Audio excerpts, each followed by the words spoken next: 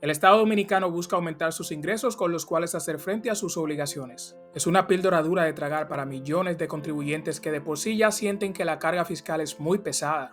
Del mismo modo, los contribuyentes se preguntan, ¿cómo es que si la economía crece de manera constante año tras año y de que su carga fiscal es ya de por sí muy pesada, la deuda sigue aumentando en términos nominales? Preguntan a qué se debe que para construir cualquier obra de cierta envergadura, el Estado necesita incurrir en préstamos. Para poder darle legitimidad a cualquier propuesta de reforma fiscal, el gobierno debe dar muestras claras de que el dinero que ya se está recaudando está siendo utilizado de manera responsable y eficiente. En su más reciente encuentro con la prensa, el presidente dominicano Luis Abinader presentó ante el país sus planes de reducir ministerios y agencias estatales. El objetivo es reducir el gasto, aumentar la eficiencia y eliminar duplicidades. Estas propuestas guardan cierta similitud con las realizadas por el controversial presidente argentino y outsider de la política tradicional Javier Milei. Javier Milei llegó al poder en una Argentina colapsada económicamente, con la segunda inflación más alta del continente después de Venezuela, al borde del impago, con tasas de pobreza e indigencia de 45 y 10% respectivamente. Estamos hablando de un país que entró al pasado siglo XX como uno de los países más ricos del mundo.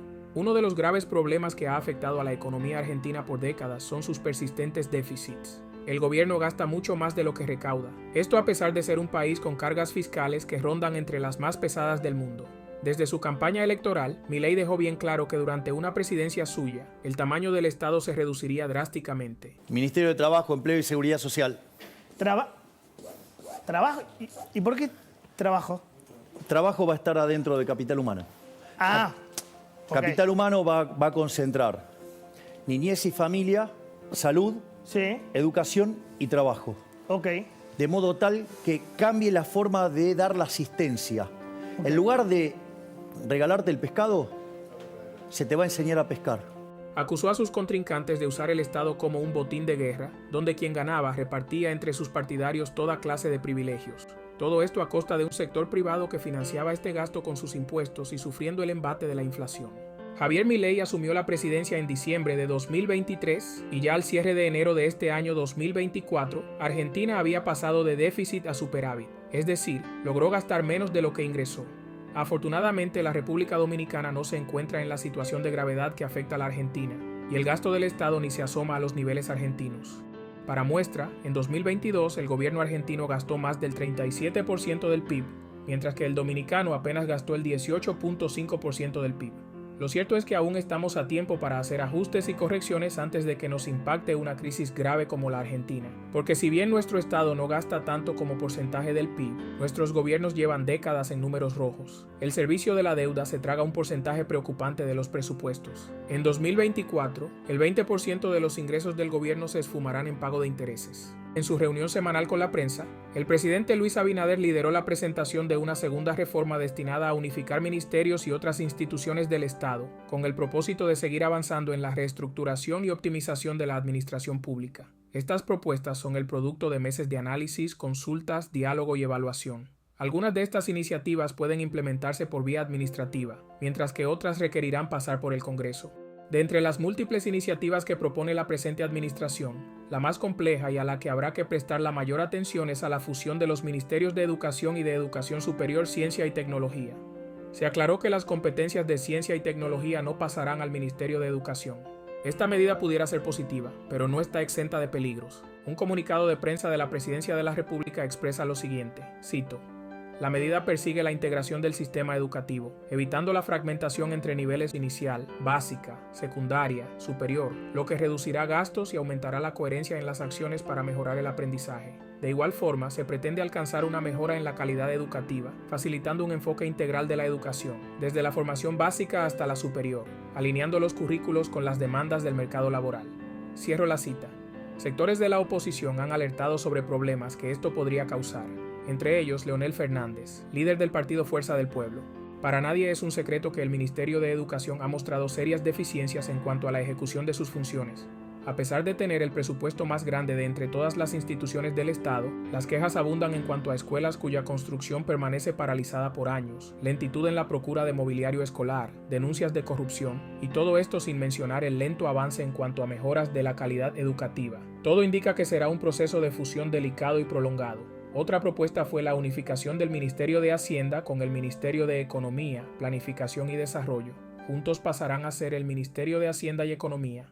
El Consejo Nacional de Investigación Agropecuaria se integrará al Instituto Dominicano de Inversión Agropecuaria y la Administradora de Subsidios Sociales se fusionará con el Programa de Subsidios Supérate.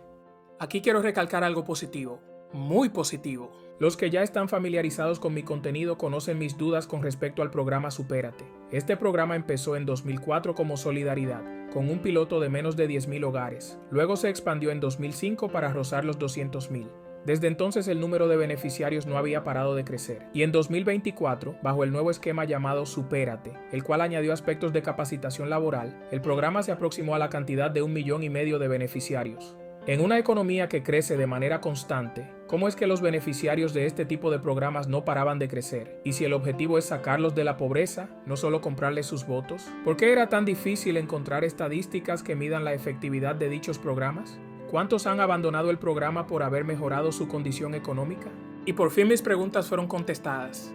Luego de 20 años, la dirección de este programa determinó que más de 140.000 beneficiarios habían dejado el programa por haber alcanzado el estado de independencia económica.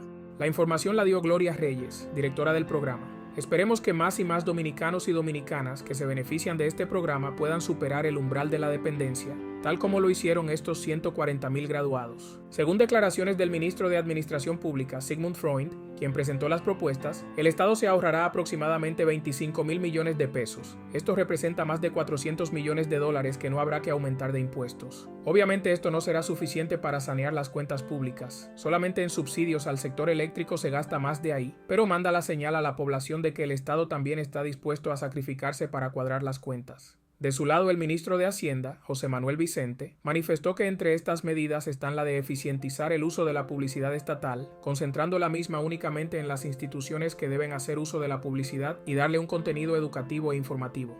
Otras de las medidas anunciadas para contener el gasto son la prohibición de compra de vehículos no utilitarios, la prohibición de gastos destinados a eventos generales y celebraciones de aniversarios de las instituciones, y la prohibición de impresión de memorias institucionales, que a partir de ahora serán digitales. También la congelación de la cantidad de empleados públicos en cada institución a los niveles de agosto de 2024. Se exceptúan de esta disposición la contratación de policías, militares, personal médico y personal docente. Definitivamente los próximos meses serán interesantes. Un contexto como el actual de estabilidad política y económica es ideal para implementar reformas estructurales y evitar que a la larga las situaciones se nos salgan de las manos. Se esperan propuestas de reformas a la Constitución, al sector eléctrico, educativo, laboral y de seguridad social. Argentina es un país rico en recursos naturales que produce alimentos para 400 millones de personas, con petróleo, gas, ríos navegables y una población educada y talentosa. Por décadas, su clase política se negó a realizar las reformas necesarias, temerosas de perder popularidad ante sus votantes. Cuando un excéntrico economista planteó un discurso de reforma profunda que pondría de cabeza el status quo, la población general estaba lista para someterse a aquello que por mucho tiempo creyeron impensable. Ahora quiero conocer tu opinión. ¿Estás de acuerdo con la reducción de dependencias del Estado para reducir el gasto? ¿Qué otras medidas deberían tomarse para que el gasto estatal sea aún más eficiente? Déjame saber en los comentarios. Por favor, dale me gusta al video y si aún no lo has hecho, suscríbete a mi canal. Soy Profesor Núñez, cambio y fuera.